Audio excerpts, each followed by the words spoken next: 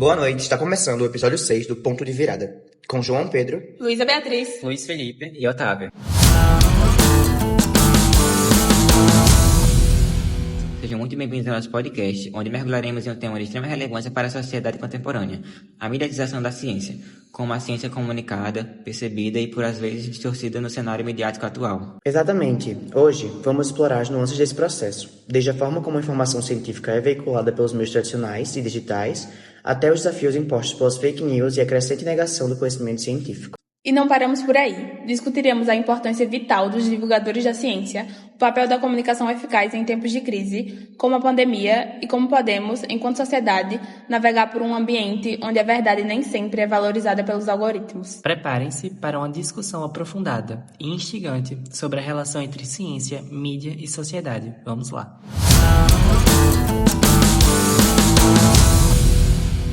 Para começarmos, é fundamental entender o que significa mediatização na ciência. Não é apenas a ciência na mídia, mas um processo mais profundo de como a mídia molda a forma como a ciência é produzida, comunicada e recebida também. O termo vem sendo utilizado para identificar estudos que abordam a relação da divulgação científica na sociedade por meios tradicionais e digitais.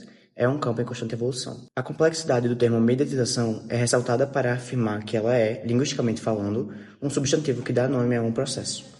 As entidades consideradas como sujeitas a tal processo são, na maioria dos casos, as sociedades em si ou subsistemas particulares delas. Ou seja, é um processo que afeta a sociedade como um todo. E essa evolução não é recente. O termo também foi usado para descrever as mudanças nas relações sociais na modernidade, marcadas pela emergência da mídia de massa, referindo-se assim ao impacto dos meios de comunicação na sociedade, surgindo na década de 80, inicialmente ligado à comunicação política. Agora, vamos mergulhar em um dos maiores desafios da mediatização da ciência, as fake news e a negação do conhecimento.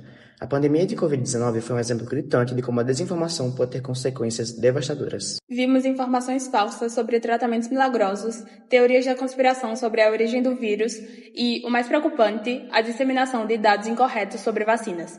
Isso não só gerou confusão, mas também impactou a adesão e as medidas de saúde pública. A negação do conhecimento científico, muitas vezes impulsionadas pelas fake news, é um fenômeno complexo. Não se trata apenas de ignorância, mas de uma recusa ativa em aceitar fatos baseados em evidências, muitas vezes por razões ideológicas, políticas ou emocionais.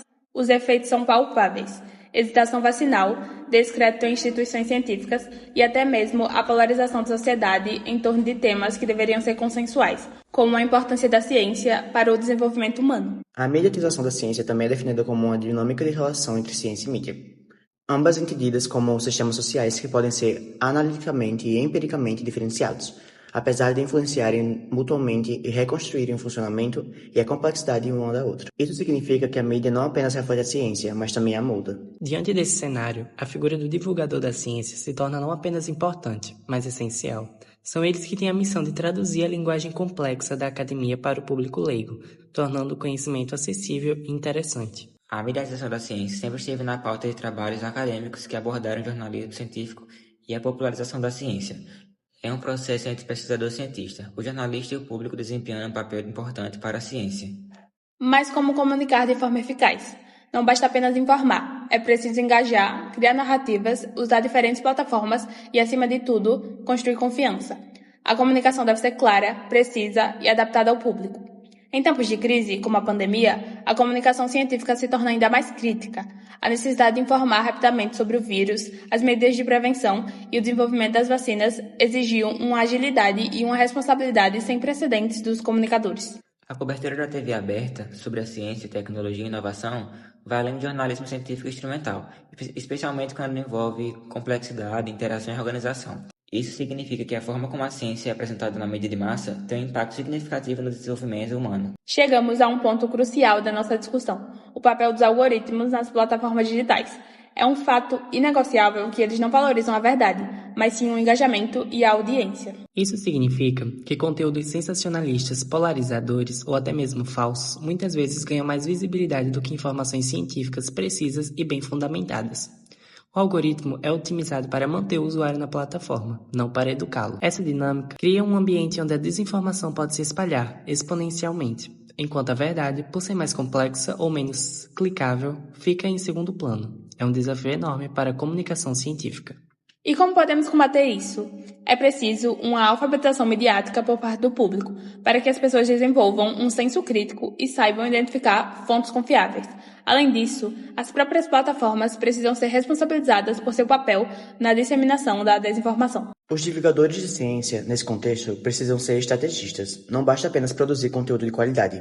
É preciso entender como os algoritmos funcionam e adaptar as estratégias de comunicação para que essa informação científica chegue ao maior número de pessoas possível, sem comprometer a integridade. Chegamos ao fim da nossa discussão e fica claro que a mediatização da ciência é um campo vasto e cheio de desafios. A forma como a ciência é comunicada impacta diretamente a percepção pública e a tomada de decisões. Enfim, a luta contra as fake news e a negação do conhecimento é contínua e exige o esforço conjunto de cientistas, jornalistas, divulgadores e da própria sociedade. A responsabilidade de buscar e compartilhar informações precisas é de todos. O papel dos divulgadores da ciência é mais crucial que nunca, atuando como ponte entre conhecimento acadêmico e público. E, em um mundo dominado por algoritmos, a estratégia da comunicação precisa ser inteligente e adaptável. Esperamos que essa discussão tenha provocado reflexões e incentivado a todos a serem mais críticos em relação às informações que consomem e compartilham. A ciência é um pilar fundamental para o progresso e sua comunicação eficaz é vital. Agradecemos imensamente a sua companhia nesse episódio. Continue nos acompanhando para mais discussões relevantes. Até o próximo episódio!